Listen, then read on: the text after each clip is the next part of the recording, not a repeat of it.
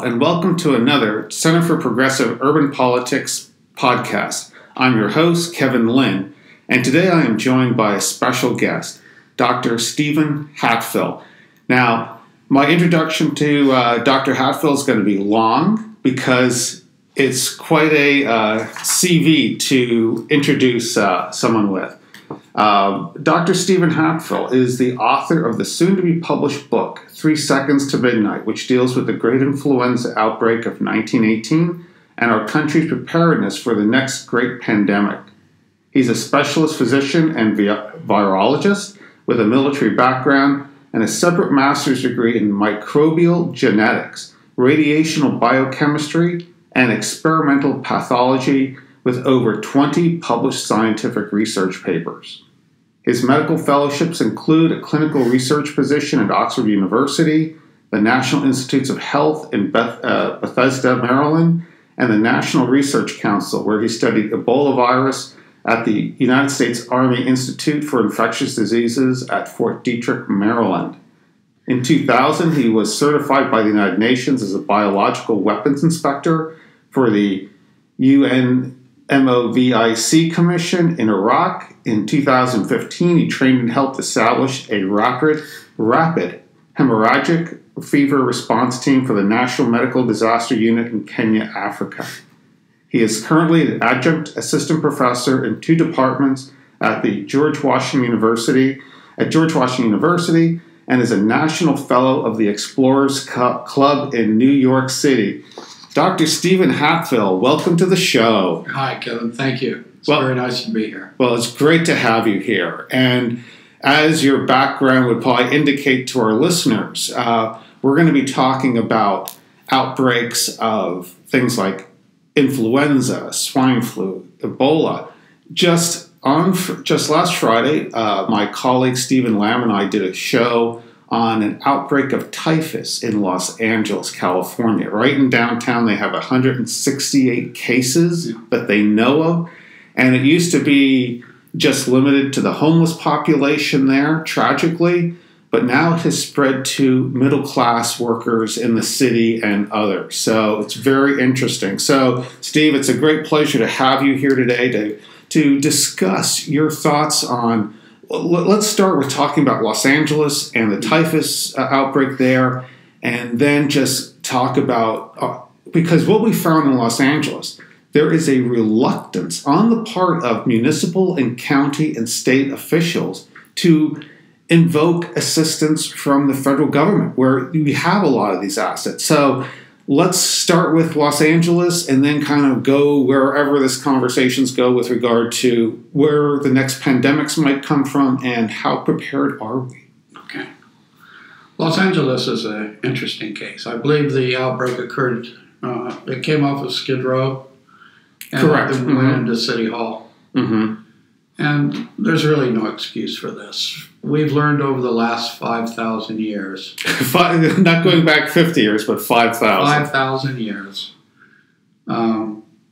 Even before the germ theory of disease was understood, about 150 years ago. How to control this type of thing. The Romans would blame things on miasmas, mm-hmm. or the foul odors in the air. Okay. They knew these areas you will get malaria. These areas are fine. And sanitation was generally recognized. It was codified into some religious practices, mm-hmm. actual public health measures.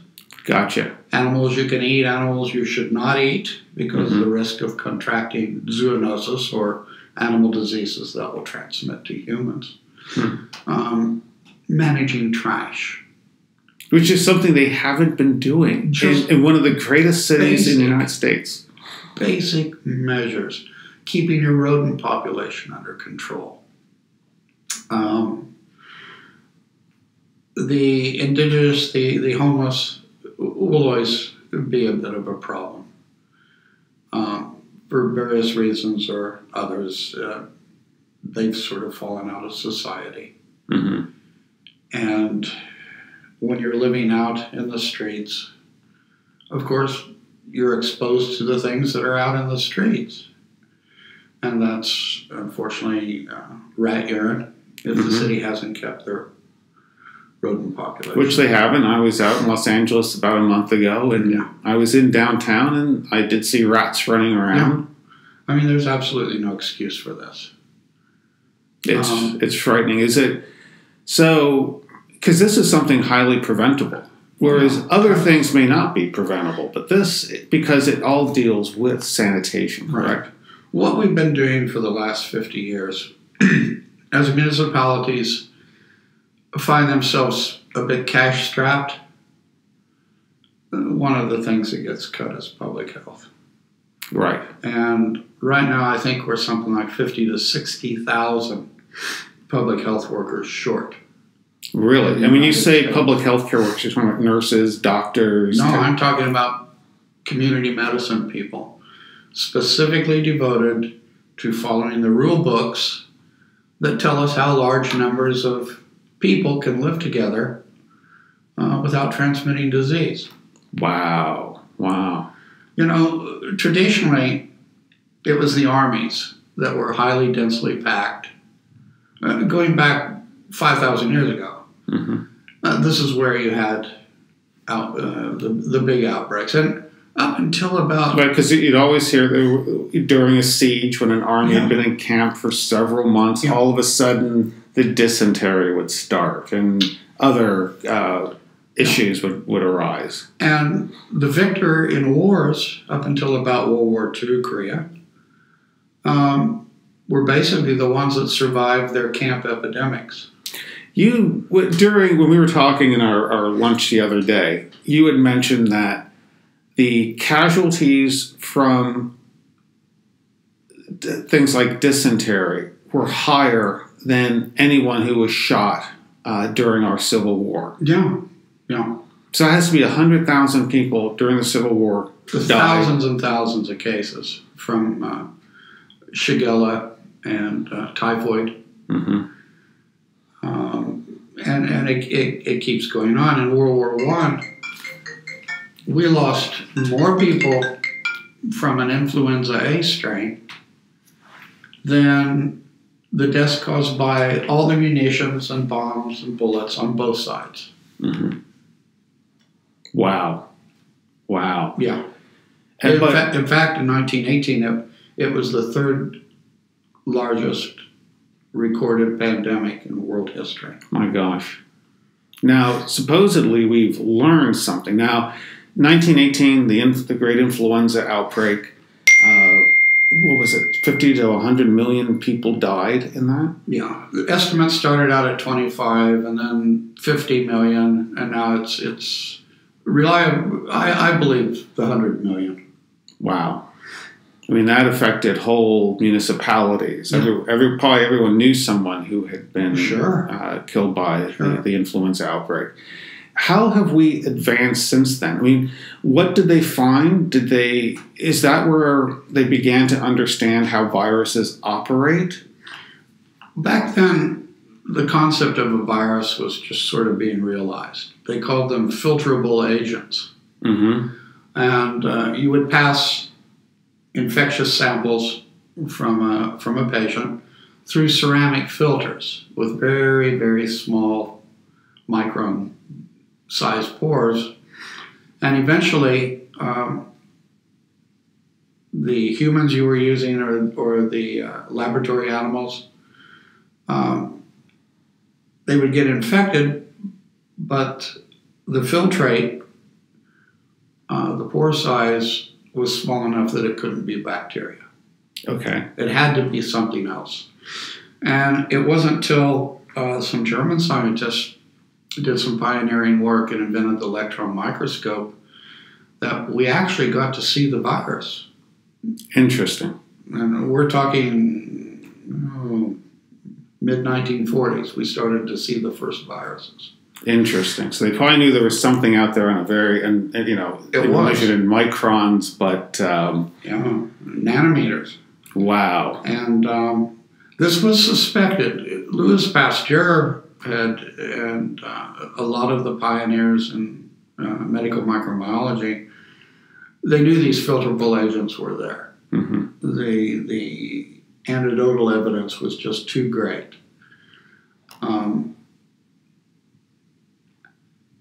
It was suspected that influenza was a filterable agent. But one of the things in influenza is your lungs become colonized secondarily with bacteria. So the Haemophilus influenza bacteria were being isolated, not all the time, but enough that the majority of the medical thinking at that time was that this Friedlander's bacillus was going to be the cause, and it wasn't. Interesting, because I don't think a lot of people, myself included, don't really understand the difference between a virus and a bacterial pathogen. Okay. What is the difference there, and why is that important? We think viruses have been around ever since multicellular life evolved on the planet, or before even. It's a way that Mother Nature, during the early period of life on Earth, could pass genetic information from one organism to another. Mm-hmm. Of course, everything improves in complexity with time, and the viruses became host-specific. Right, they might be avian, like a bird, yeah, or they might be a pig, or they might be a human. Right, and that was their niche in the biosphere. Mm-hmm. Some viruses have a broad host range. They can infect different types of animals. But basically, they're nothing more than little packets of nucleic acid, RNA or DNA, mm-hmm. wrapped in a couple proteins as a code. In fact, Venter and his group have created viruses in the laboratory from chemicals. Wow, just cooked it up, something novel. Made the RNA. Mm-hmm. We can sequence this, and we understand a little bit of the genetic code. And they made it from scratch. Mm-hmm. So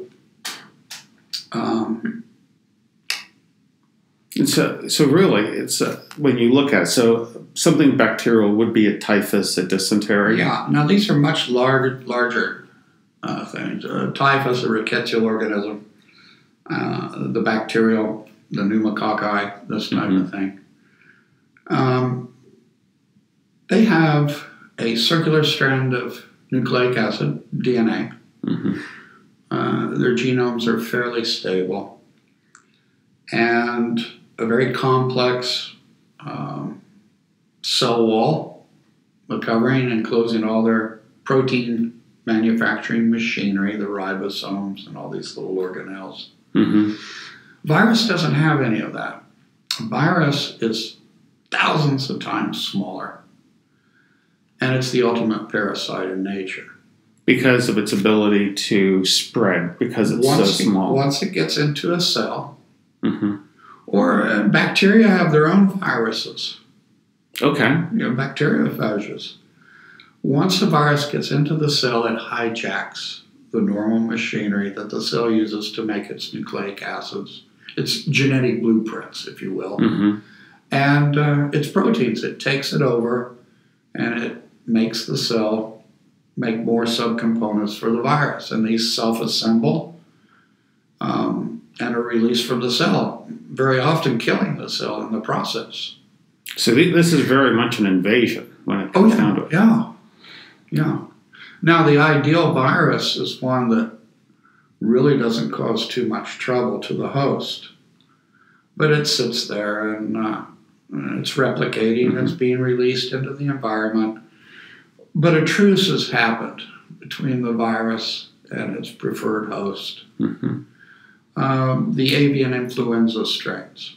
Right, because I was going to compare that to Ebola, which hits very quickly and kills the host very quickly, as opposed, let's say, AIDS, that takes a while to to see the symptoms. It might be there in the host for a long time, enabling them to spread it more effectively. It's almost a Darwinistic element. It's a survival strategy.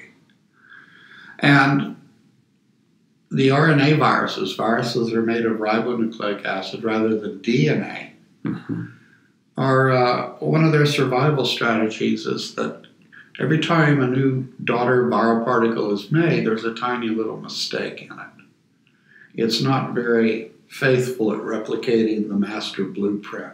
Is there a purpose for that? Yes, there Because is. for success, we were told the three principal or cornerstones of Darwin is fidelity, fecundity, longevity. So fidelity, they're not as No, they're error prone. Interesting. Okay, and this is a survival strategy. So when you have, let's say, a common cold, which influenza is not. Influenza is a much different disease than a cold. Let's say you have a common cold. These are RNA viruses. And all these thousands and millions of dollar viruses that are being produced are all slightly different. Now they fall into categories. We call these quasi-species. So yes, it's an adenovirus, let's say. But there's all these different ramifications and versions of it.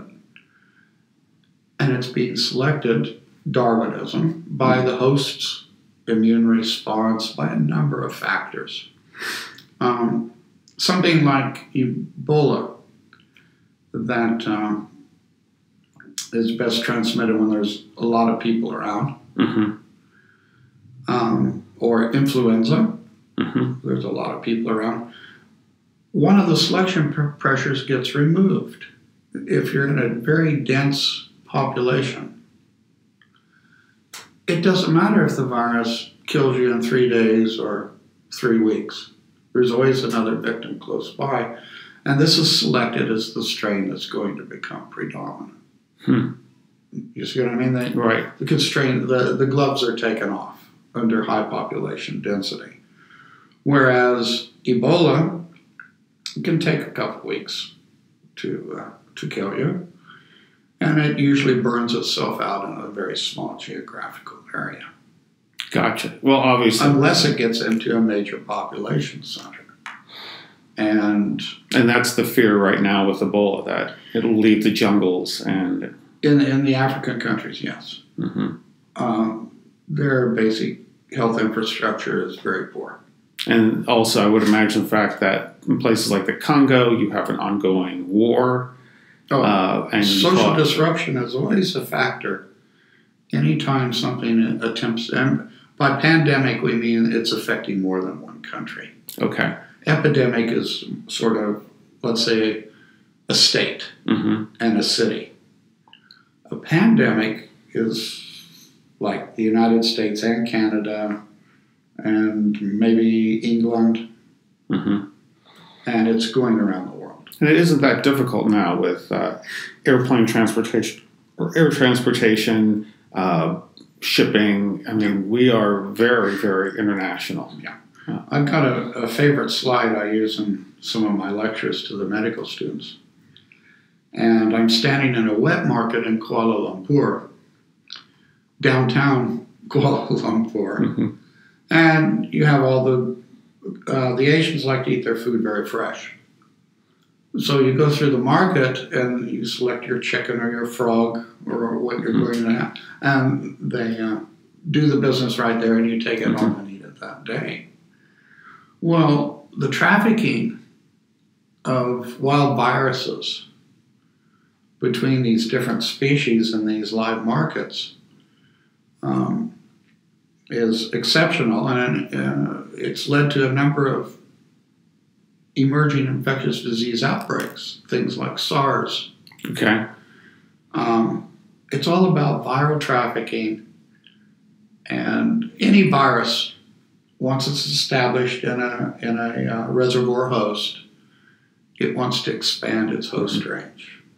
And if you have good sanitation, if you have, let's say we're going back to Kuala Lumpur, if that chicken was butchered under sterile conditions and it was subject to some cleansing, would that help or not? Well, the fact that you have so many different species of animals packed so densely together in such a small area So, like for SARS, it was from the horseshoe bat.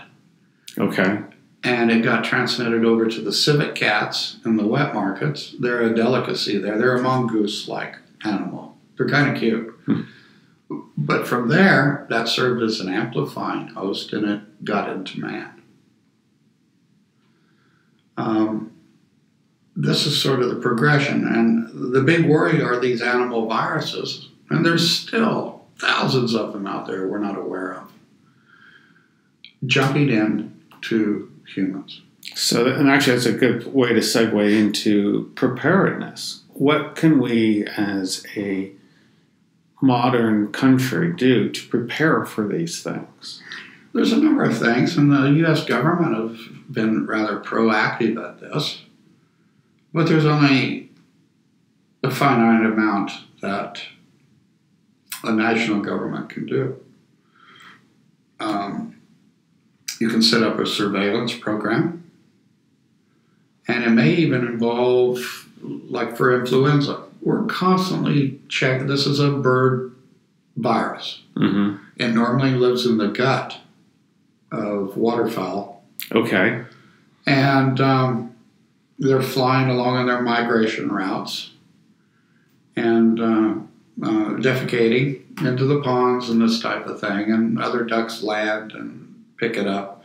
But it's normally fairly inconsequential to the waterfowl. Now, occasionally we get a highly pathogenic avian influenza strain that kills these animals. It's perfectly adapted, and it's not really concerned about taking up sort of chronic infection type thing. Interesting. So we'll see a drop in a certain population of animal, bird, or and because globally we're looking for this. This is what triggers the culling. Okay.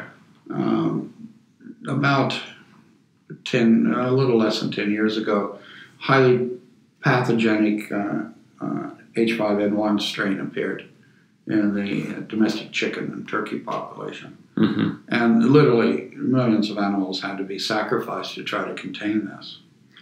Once the virus is circulating through a host species, you're not really sure what will happen. Interesting. Sometimes it becomes less virulent. Sometimes it can become more virulent. So social conditions at the time are also very, very important. Now, what we've been seeing significantly since about 1990, at least for the avian influenza, is that we're having more instances where these strange influenza subtypes are trying to jump into man. So you'll have an outbreak. Usually this is very severe disease, but it's poorly transmitted from person to person. The virus hasn't fully learned how to exist in man. When it does learn that, with that mistake, that mutation, and it's rolling the dice every time it replicates. This is why these things have to be nipped in the bud very quickly. If I have 10 machine guns shooting at me, that's a lot better than 1,000 machine guns shooting at me. Right. So the more people that are infected and circulating the virus, the more the dice are being rolled, and the greater the chance of getting a 7 or 11, and the virus is now well adapted to man. And it's efficiently transmitted from person to person. Then the ball game is on. Whether it's Ebola or influenza or viruses we're not even aware of yet. And what have we learned, short of being able to nip it in the bud, what have we learned? What else have we learned to prepare for things like this? Well, the rules have been known for many, many, many years. African villages would quarantine themselves. They wouldn't let outsiders in during times of epidemics. We can't do that now. If everybody stayed home, there wouldn't be a pandemic, wouldn't be an epidemic. Everybody stayed home for a week or two, everything would die out. But in a complex society like we have today, that. I mean, no one has, for instance, well, a handful of people in our society have gardens or have stored a week or two of food and water. We're so interdependent. Getting back to Los Angeles, that whole city has 3 days of food. Washington, D.C. has 72 hours worth. And nobody knows how the food gets onto the supermarket shelves. It's chaos theory, I guess. It just magically appears. And when you try to control it, you end up with something like the Soviet Union. Mm-hmm.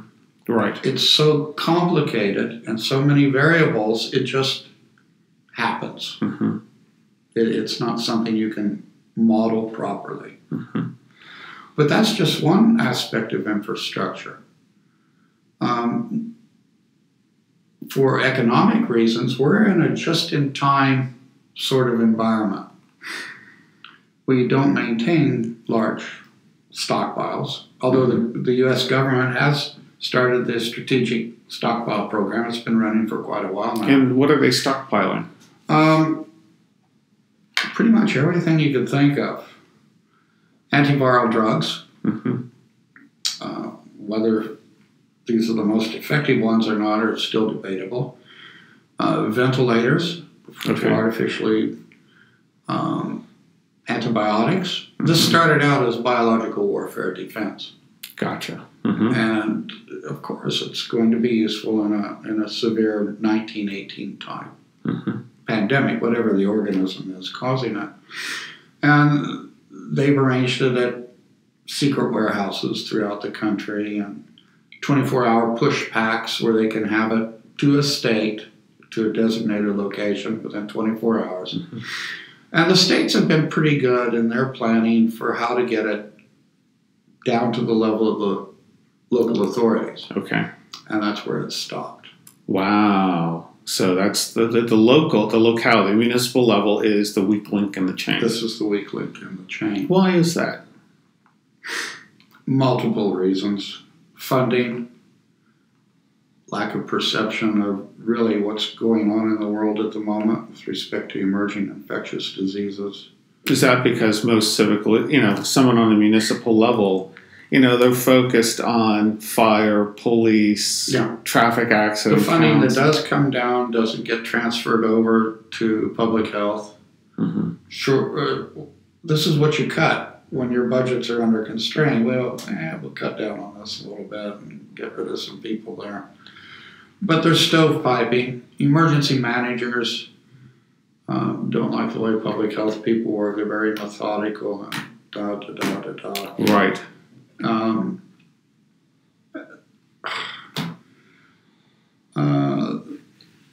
The Secretary of Defense's office, Assistant Secretary of Defense Office for Pandemic Preparedness, they have there's programs where municipalities can get money to do planning and this type of thing, and they've made guidelines to help these communities plan.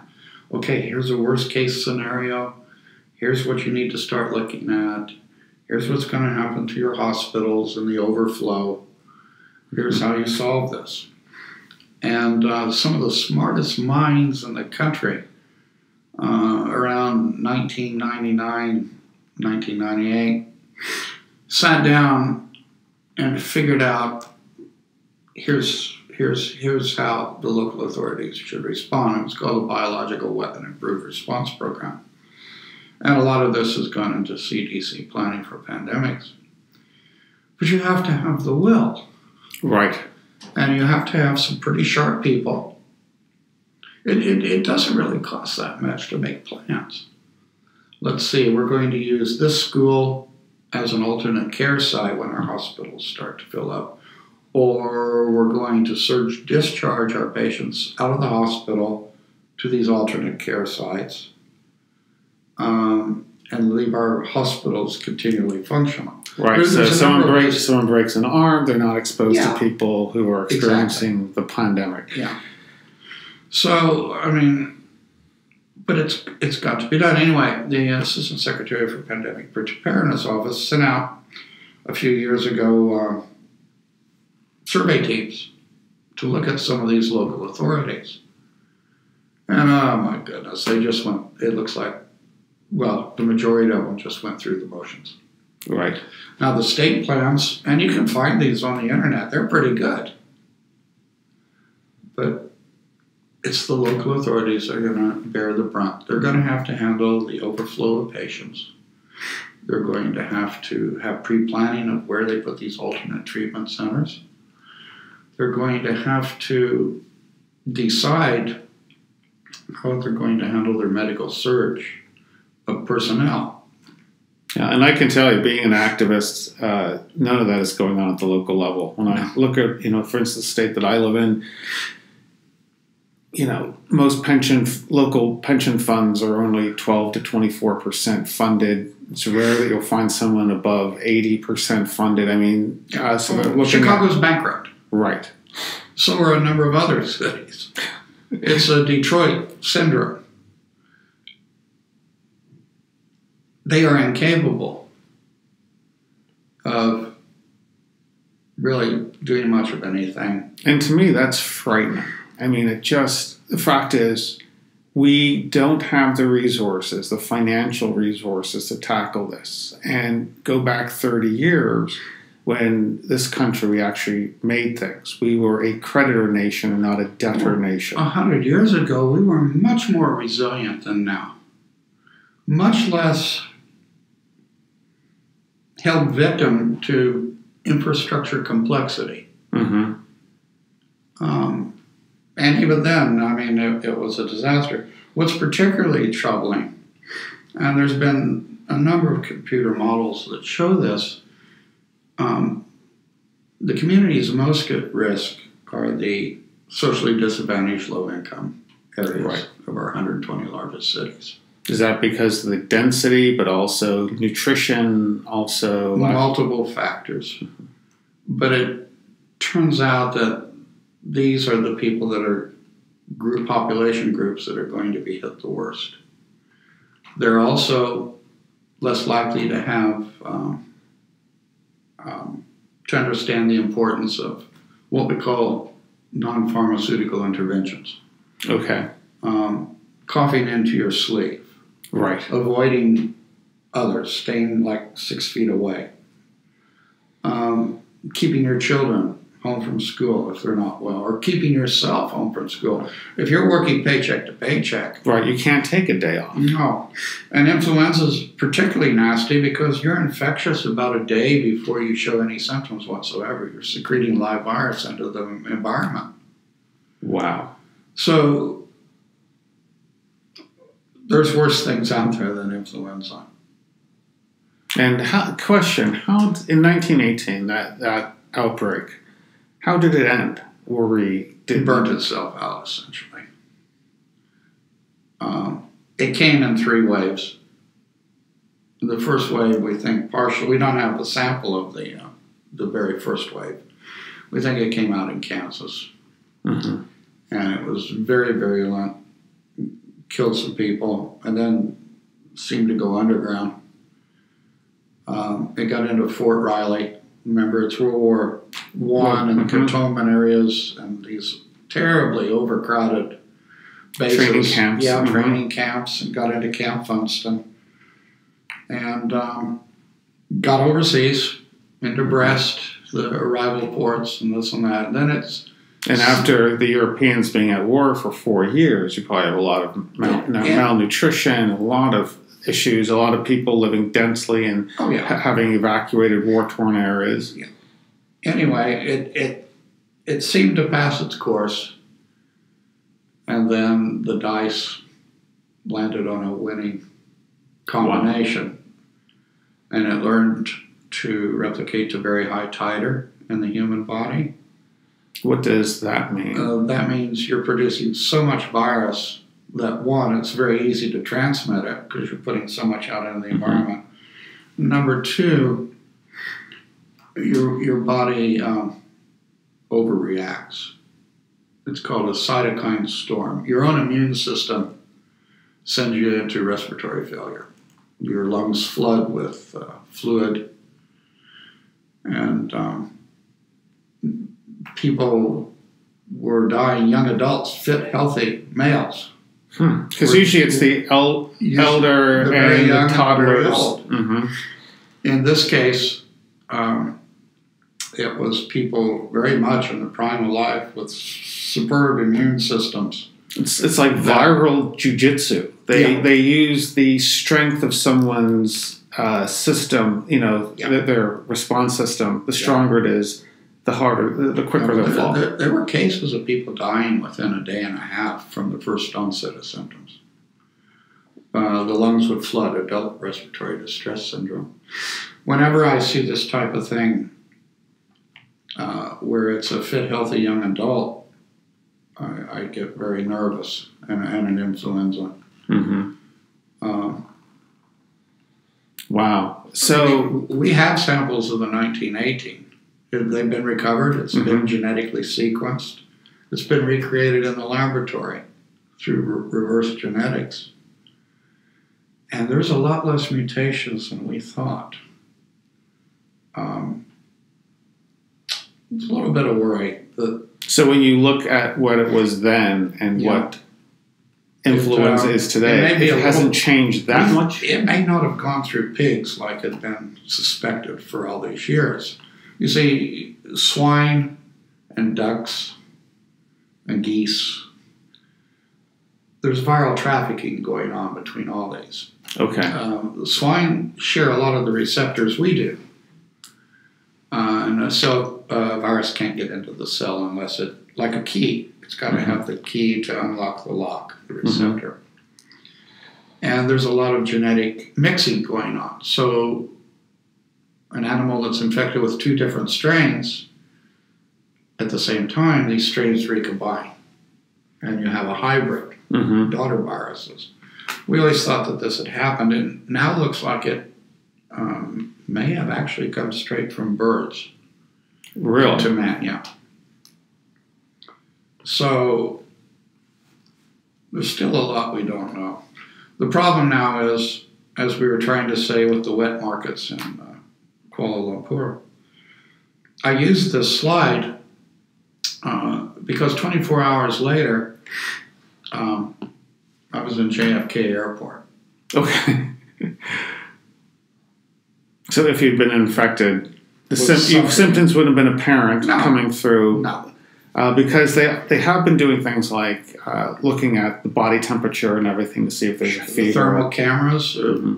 If you go to Malaysia, you go to Singapore, you go to many places overseas, you walk in front of a thermal camera when you get off the plane. You're just not aware of it. Yeah, they may not have one of those ridiculous millimeter body scan things, but they'll take your temperature. Okay, yeah, take a lot more. And there's a healthcare team that'll come out and grab you. Wow. And take you down to the clinic and have a go through. So this was all the result of the SARS outbreak, which actually made it all the way to Canada. From Hong Kong, again, air travel. One of the problems is we've always expected we would have several weeks to months' notice that a really nasty influenza strain's coming. But with the increase in air travel now, that warning period is very much reduced. And the problem with influenza is we count a lot on cooperative agreements with outlying areas. A local authority has an agreement with this city or town. And, everybody will help everybody else, but if you have near simultaneous outbreaks, that all goes out the window. Right. The resources simply won't exist because everyone's going to want to protect their own town, their own neighborhood. In addition, we have, and I stick with influenza, that's what we've been concentrating on for a couple of years now, trying to find some solutions. But we have what's called the vaccine gap. Now, there's been some recent steps taken to try to minimize this by using cell culture to manufacture vaccines. And these are the antiviral drugs that we hear about. No, these are the vaccine. This will cure. No, it will stop you from getting it. Right. But the way we do it now, number one, it's not very good at stopping you from getting it. Number two, it doesn't work very well if you're old. Number three, it takes an inordinate amount of time to make these vaccines, up to a couple months. In fact, I think it was 2009 when we had the H1N1 scare out of Mexico. We didn't have vaccine until the epidemic was over. And then once it's over, you don't need it. No. And then you might have to prepare for the next. Yeah. And we have seasonal, because this thing changes just slightly enough every year. In fact, the H1N1 strains we see circulating today are remnants from the 1918 virus. It's just that they've lost a lot of their pathogenicity. So, instantaneous air travel, virtually. Constantly, in fact, you cannot make a vaccine until you see which strain has gone pandemic. Okay. Because they're all slightly different each year. The way we're making it, if our chickens are attacked, the vaccine will work really good against them, but we grow it in chicken eggs, fertilized chicken eggs. And the virus tends to adapt to the chicken embryo a little bit. So by using mammalian cell cultures, we hope to improve response times and this type of thing. And it's the way to go. Unfortunately, there's not going to be enough vaccine to go around. And some 123 million people are not going to get any antiviral drugs. And they're not going to get any vaccine. And we're going to be back to the same social distancing measures we used in 1918. What is the efficacy of this social distancing? You're talking about the quarantine, things like that? Yeah, stay home, home care, don't go to work if you're feeling sick. There's studies showing that, yeah, it did do something. The cities that implemented the movie theaters are closed, public gatherings are stopped, this type of thing. And back in 1918, the cities that did do these suffered less overall. The countries that did it actually didn't do too badly. But you get one chance, and it has to be done early. Wow. After a certain period of time, it's under control. Yeah, I'm a little depressed right now, particularly when I look at it through the lens of what's going on in Los Angeles, where the things we can do that make outbreaks of things like typhus and hepatitis A preventable, we're not even doing that basically. Well, the first case of typhus, it should have been like everybody and their brothers in there, fumigating the places, cleaning up the trash, killing the rats. And they weren't, because almost a year ago, my colleague Steve Lamb was in front of the LA County Board of Supervisors and literally just saying, look, please declare a state of emergency. Yeah. Bring in the National Guard, Quartermaster Corps, get them cleaned up. Well, while they're in these mobile showers, guard their stuff, sweep the areas, and no response. No response. Yeah. A number of things could have been done.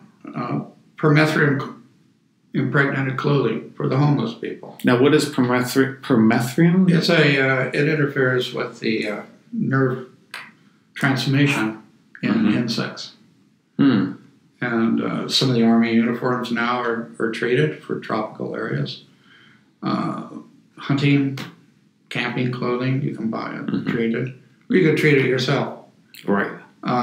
But the chemical covalently binds to the fibers and the material, and it can withstand about 12 to 20 washings. It doesn't get into your body. You don't absorb it, but if the insect comes in to bite you and touches it, it wheels up. Interesting. To the point, we have a jungle camp down in Puerto Rico. We do a lot of training there. And we'll come down there, and of course, all our clothing is permethrin treated. And you'll see if you're doing mosquito counts you'll see the population fall 90% after the first week of us just being in that area. Interesting. Yeah. Wow. But it also works on bed bugs and fleas. Well, that's another body thing. lice. When I was living in Los Angeles, I put some people up in a hotel in downtown, and they got bed bugs. Yeah. Yeah. So we little things and bigger things. The rules are clear how to prevent this type of stuff. And we've known for several centuries. Mm-hmm. If you don't follow the rules, and the population densities we live under now are incredible. Right. In fact, it's unnatural. Think about 1918. We probably had under 100 million people living in the country. We now have 330 million people in the country, and in the state of California, 100% of population growth, when you factor in lives, deaths, it comes from immigration. Yeah. The population in Africa has doubled over the last 27 years. Doubled in Africa. So we're all living in a great experiment every day. We've never achieved these population densities globally. This is a great big experiment. And if we're talking about communicable infectious diseases, it may not have a good ending. Yeah, this is frightening. We might find ourselves with just the consequences of not paying attention. And wow. Well, I'm hoping our political leaders at the local levels begin to wake up to this. It's all look, the federal government is not capable and has never been capable of sorting everything out at that level. It depends on American resiliency, getting some people in there that know how to plan and take charge. And with this type of thing, you need to prepare for the worst. It doesn't cost a lot of money to sit down and come up with some rational plans. The public health people will come down and help you do it. But there has to be a will at the local level. We're behind the curve here. You need to understand it's not just influenza. And we all thought since the 90s, am I imagining things or all these new infections nobody's ever heard of before, are they actually increasing in frequency? And there's been a couple very good review papers over the last few years. No, we are not imagining this. It's actually happening. It's not due to better detection. It's not due to this or that. It's due to the fact that the human race is encroaching on these fragmented animal habitats. Okay, right. And viral trafficking is occurring, and the viruses are jumping into humans. And that's not something that's going to improve anytime soon. It's going particularly when you have a population that's exploding and they need to live somewhere. Yeah. So you're going to encroach on these areas that haven't been developed. It is frightening. Some of the estimates are anywhere from 5 to 20 brand new infectious viral diseases over the next 10 years. Wow. And it's really just seen before. And it's kind of a lottery in terms of how virulent they are, how deadly they are. Rolling the dice, and a lot's dependent on social circumstances. Mm-hmm. I'm terrified something's going to come out of the Congo. Okay. Other than Ebola. Wow. We're keeping an eye on something called simian hemorrhagic fever. It's not pathogenic for man yet. Is it something akin to Black Plague? Yeah, it's like lethal 100% to monkeys. Wow. It doesn't infect humans at the moment, but it's an RNA virus. It can change at any time. So we're keeping an eye on that. There's a new SARS virus that doesn't need an intermediary host. It can go straight from bats to humans. Wow. Keeping an eye on that. And it probably doesn't help either that we now have all these huge farming butcher operations and farming operations where... What a perfect place for viral trafficking. I forget how many chickens we have in this country. I can't think of it either. I'll put it up, I'll find out and put it down because... And it's not like these are mom and pop farms, with No, chickens. Huge commercial things. You have the flyover of the migrating waterfowl, highly pathogenic avian strain. They drop a little bit and move on. Doesn't take much. We've always expected things to come out of China because of their practice of aquaculture, or polyculture. So they'll raise, and it's very efficient farming method. They'll have these huge fish ponds, and they'll build the pigsties over it. And you've got the ducks in the water, and the pigs, and the waterfowl, and everything. It's a huge viral mixing factory. Wow. And then, I think it was 2009, the thing comes out of Mexico. Go figure. We don't understand everything here. Frightening. Yeah. Wow. Well, I don't know how you sleep at night. No, it's time to get busy, but there's some things we can do right away.